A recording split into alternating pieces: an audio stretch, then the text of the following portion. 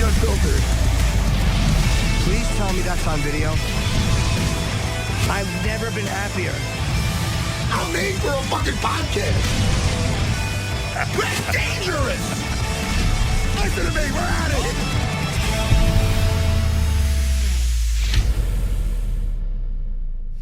But anyway, listen, all I know is Chael's coaching tough again. And that's what's wild. Back to that. Listen, that's wild because I have a feeling, maybe it's just me, maybe I'm no Notre Dame, but I have a feeling that this time coaching tough will be a little bit more fun for you than being in the fucking Lions. Then I have I say it every time he's on, but this is why, because I have a lot of respect for Chael, and I got enough with his fighting. That alone could be enough. But when you go to Brazil, and the whole country hates you, and because of your pre-fight, post-fight antics, what you were saying with Anderson Silva and Vanderlei Silva, you're there with Vanderlei Silva, who doesn't give a shit if there's cameras are on or not, and the guy literally is about to street fight you, and the way you handle that situation was as gangster as it gets. Because listen, man, you don't want a street fight. I know that, but you know you were gonna have one.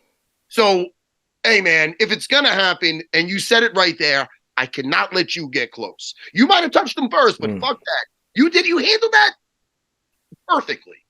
So listen, I'm not trying to give you a big head. I tell you, I really respect that moment, because that was. I really appreciate that. I really appreciate that. And that's one thing about Vanderlei Silva that I felt like he was out of touch with. I mean, at the time, it's like, Vanderlei, you're a terrifying person. They call you the Axe Murderer, and that's a name that you earned. Like, fighting Vanderlei Silva, it's a very anxiety-filled situation to have to fight Vanderlei Silva in Brazil, non-sanctioned, in a street fight where there's no referee there to break it up. I mean, not for nothing, but like, there's a lot of things that go through your head. Matt, you want to know what was so tough about that?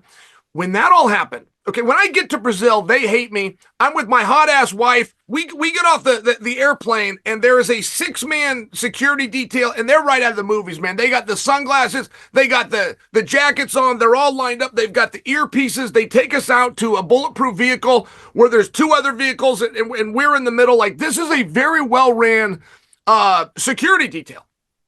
But the guy that's there to protect me has a gun.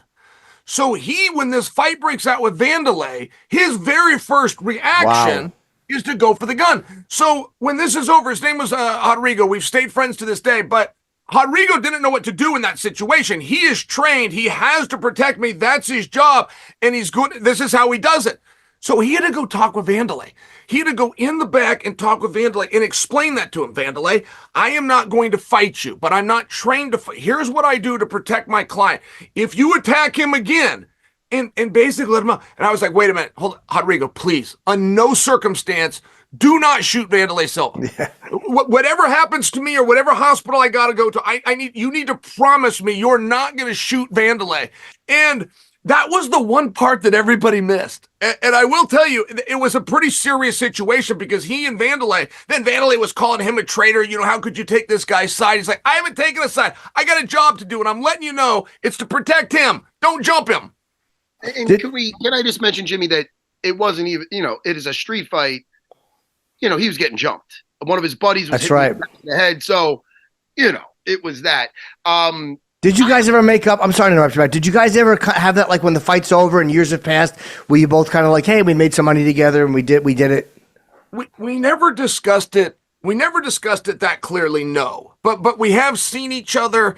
And in fact, I was an announcer for Bellator, and Vanderlei was still doing a couple of Bellator fights. I got to call him versus Rampage. So they do what's called fighter meetings, where the broadcast team gets together with the fighters and tries to get like some inside info. So when I was alone with him, or I was in situations like this, we never spoke it, but he was always a gentleman, I must say. And he might pay me that same compliment, but no, we never like shook hands or hugged it out, but we just kind of parted ways. And Matt was telling you that when this fight happened, there was this guy that jumped on me and was hitting me. That guy is named Dita, and I never made up with Dita, but Dita made the mistake of running into my mother in a lobby of a hotel in New York. So my mother put him in such an awkward situation and demanded and all this. Oh, I was so embarrassed. But as far as I'm concerned, me and Dieter are good. Like, he and my mom made up. We're good. We're square. Yeah, let me ask you, man, because you were the original as far as the UFC goes. You see it all the time in pro wrestling, but that is what it is. That's a scripted thing. So in MMA, you were the first to have that smooth. You were trash talking, but you did it with class. Even with Anderson Silva, when you were telling him to make sure his wife makes it, he likes your steak. You like your steak well done. You're saying you're not overdoing it. That's first of all, it's funny. It was funny as I'm killing your lines. I can't do you. Well, you like tell her I like my steak. What do you say? Well, medium rare. What do you say? It was fucking great. But you did it with class. My point is this. These guys nowadays, do you think there's a line or not? I know you're friends with Colby, and we're going to disagree with this. I listen. Yeah, he's getting more eyes on him. I get it. But shit, man, come on, dude. Leon's father is dead. You're going to really say that? You're going to make the guy cry? You're going to bring up his dead father? You're going to bring up this one's religion? Don't you think there's a line or no? I'm going to go over to Anderson Silva's back door. I'm going to kick it in, pat his old lady on the ass, and have her make me a steak, medium rare, just how I like it. That was the exact line. I mean, if we're actually reminiscing, yes. Hey, like I said, that was fun. That's fantastic, though. I appreciate that. Everybody had their own code, whatever it might be, but I think mine might surprise you. I have never used profanity. I've never been on video. No one's ever heard me use profanity. So I kind of got known as this big, SHIT talker. But aside from spelling it just now, I've never actually used the word. So that was my code. My code is I'll say what I want, but it won't be threatening. It won't be violent. And no matter what, no matter how I feel, no matter what the weight class, I will show up and answer for it. And that was my own code.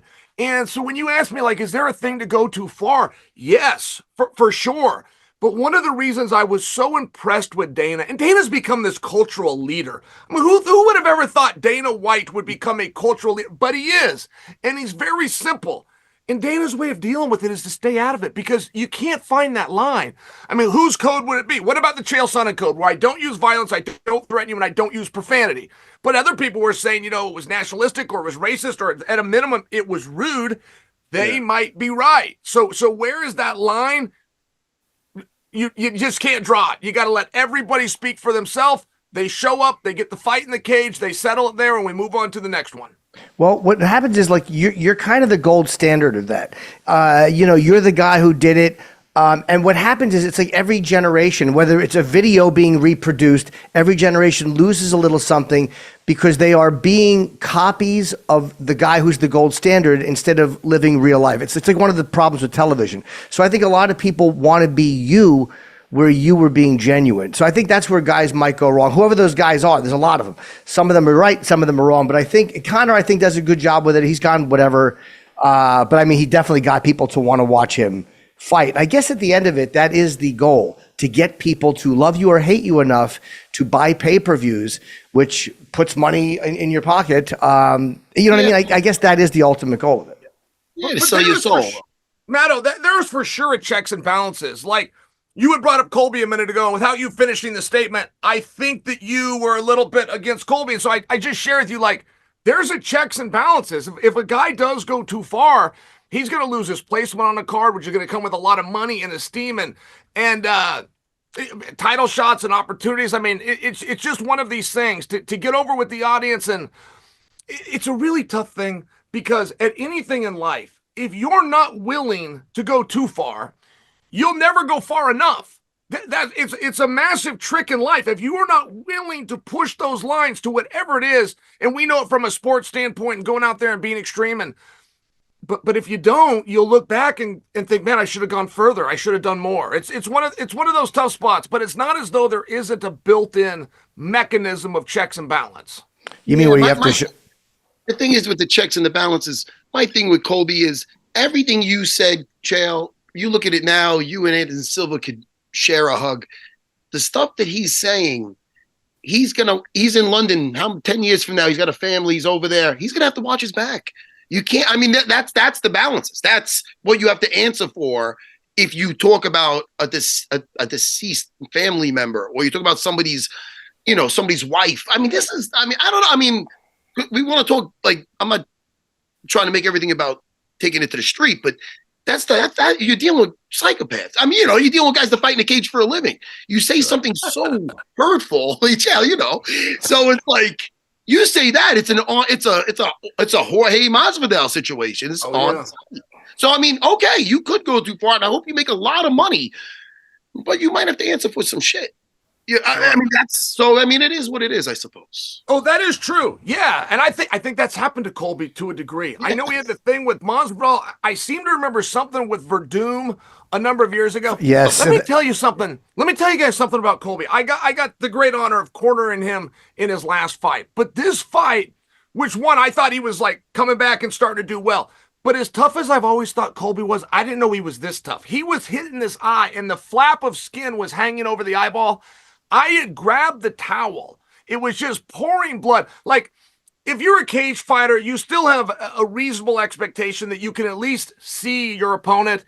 He could not see his opponent. I'm getting ready to stop this thing. He's got, I mean, literally the skin's hanging down. After the fight, Dr. Davidson and a plastic surgeon got him laid down and gave him this entire room, and they're sewing him up. And, it was one of these things. The only thing Colby said to me between when I went in the ring and then him being stitched up is he said, why'd they stop this fight? I could see. And I mean, it's covered in blood. The skin's hanging. He couldn't see a damn thing. And he was actually upset that the referee stepped in and stopped it. And I thought, boy, Colby, if you knew that I was about to stop this would probably be an even weirder conversation. But he wasn't breathing hard. He was calm. The opponent had come up to him and said, hey, man, that was great. It was starting to go your way. Like, as tough as I thought he was, it turns out he's even a little bit tougher. And did you enjoy watching him fight? The guy definitely skilled. It was never his fighting style. I'm just, that other stuff I said, that's because, if somebody was close to him, they should actually say, man, the shit with the father. Sure. Come on, man, just watch your ass. I don't know. That's right. To Matt's point too, like, did you ever, like, again, because the standards were different when you were doing it, so like what you were saying was considered shocking and outrageous. I mean, people didn't look at you then the way they look at you now, like it was fun. Like people would get fucking rageful at you.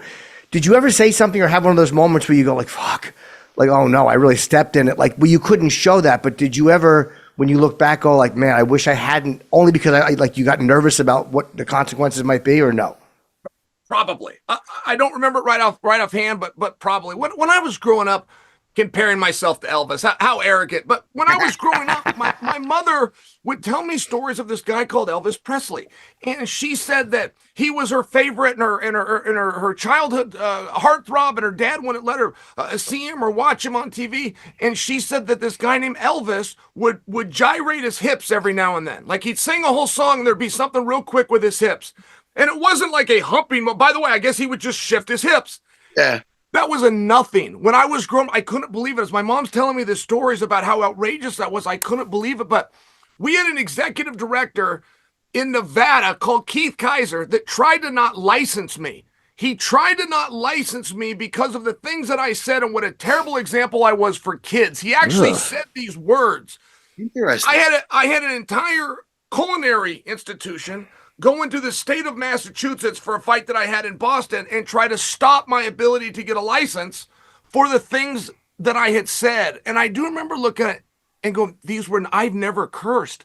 I've never threatened somebody. I've tried to make some riddles and some poems, but for our space of MMA that was supposed to be about, honor and respect at that time, it was pretty far. For that time, it was pretty far. And if you look back now and go, wow, I didn't even realize he never even cursed, I think it would be pretty G-rated by today's standards. That's right. And I was just looking him up. He did resign as the head of the athletic commission a while ago. So yeah, He resigned in 2 a.m. after George St. Pierre fought Johnny Hendricks. Dana White said, I don't like doing business here. They asked him, is that a problem? And he said, not for me. The governor found out he said that, and at 2 a.m, he resigned. Oh, okay. Yeah. That's how that story actually happened. Good. When does this new season premiere of Tough with you coaching against your podcast partner, the great Daniel Cormier. When does this air? And did you shoot it yet? Well, we're starting in 2 weeks. We'll go out to Vegas and start that in 2 weeks. That's about a 40-day process, as you know, having been through it a couple of times. And Matt, that really never gets credit for what it is. I mean, that is a very interesting social experiment. There is nothing. I was part of Team Quest back in the day. There was nothing that destroyed Team Quest more than the Ultimate Fighter. I have never had one single teammate or coach go onto the Ultimate Fighter and come back and still be my teammate or coach. 100% of them, after the Ultimate Fighter left, with one exception of Ed Herman, he took 7 years and then he came back. Like, I mean, they get out there and, you get bit by the bug a little bit. And it's one of those things, you get some people in your ear and you get on television, there's a real power of the camera and somebody leaning on you, a manager or an agent or a coach telling you, well, now that you're here, you got to be in my hands and I've got the right answers. And I only share that with you because I've been through this process twice myself, and it is tough. You got to keep all the troops motivated and try to stay disciplined, which discipline just really means remembering what your goals are. But boy, you can forget them quickly. That is the toughest tournament I have ever personally seen. And I came through tournaments, Abu Dhabi, NCAAs. The Ultimate Fighter is a straight line bracket where the best guy wins. There's no politics. It's the toughest tournament in sports, and it doesn't get credit for that. It gets called a reality show, and that kind of bothers me. And I'm very, I'm very sentimental. When the Ultimate Fighter, thank God they had a comeback season, and I milked that opportunity for all it's worth, and it changed my life. It really did. Got me to the title. It changed my life. It set me up where I was engaged at the time where if I didn't win that show, my wife would have had to get a teaching job. Now she's a stay-at-home mom. And so it just did so much for me. So I love that it's still going. I was on season 4, and then I came back to coach at season 6. But I love, because the opportunity that it gives these guys, I'm proof of it. It's just such... It's the greatest marketing vehicle in our sport. Now, I got to ask you a personal question. I have always wondered that. Season 4, when you're in the house and you don't get phones and camera and you don't get a newspaper or anything, there was a UFC and it was Royce Gracie versus Matt Hughes, and they let you guys watch. And when that ended and Matt won, the camera just showed you going upstairs to be alone for a minute. I didn't cry. What was that? Yeah, well, I mean, did the camera get that accurately? Did you need a minute to process what you just saw? Yeah, I think I got out of there. I think you know what it was? I got brought up by Renzo Gracie, and he did so Renzo again. I get that's a whole other. He did so much for me. He's such a Renzo. He's a sweetheart. Of course. And for Matt Hughes to take out Royce like that, and Royce was the original guy, and it depressed me a little bit, to be honest. I understand.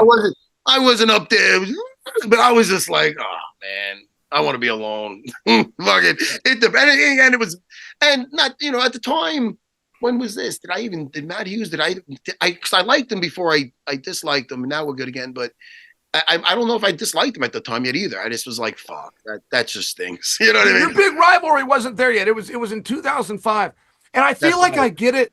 You were a jiu-jitsu guy and I was a wrestling guy. I remember the first time Randy Couture got held down and pounded out. And oh my goodness, it was very hard to sleep for a number of days. What I thought was real, what I thought could never happen. It was one of those things, man. What's funny? Chael? We never really lose that. I remember when Damian Maia is fighting Ben Askren. I'm like, yeah. And I loved it because it was almost like a throwback fight where they're both utilizing. And again, Ben had amazing fights, and I don't think he had his strongest showing in the UFC, obviously, but he was undefeated, I think. Amazing. I love the way they're both guys that would use their one main weapon. Ben was wrestling, Damian with his jiu-jitsu, and they would just make it work on everyone. So when they fought each other, it was exactly what I wished it would be. It was Ben getting big takedowns, Damian reversals from bodies with omoplata and leg lock attacks. It was just, I don't know. It was a grappling fest, and when and it goes back to like Chael was saying when he saw Randy Couture or these guys getting arm locked from these jiu-jitsu guys. It gives you that little. Sure. I'm Team Jiu. I'm Kimura Savage. I love jiu-jitsu. Absolutely.